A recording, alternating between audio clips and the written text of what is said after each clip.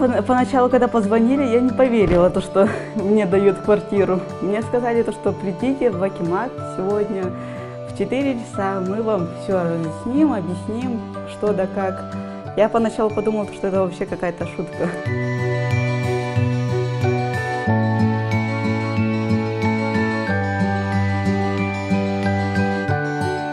Ну, разница у нас, конечно, колоссальная, потому что вот мы, когда вот последние 7 лет жили в общаге, там 18 квадратов было, и все в одной комнате, и кухня, и спальня, и зал, можно сказать, и почти туалет. А тут все свое, не надо ждать очереди, пока там балкон освободится, чтобы вещи постирать, или вообще даже в тот же самый туалет.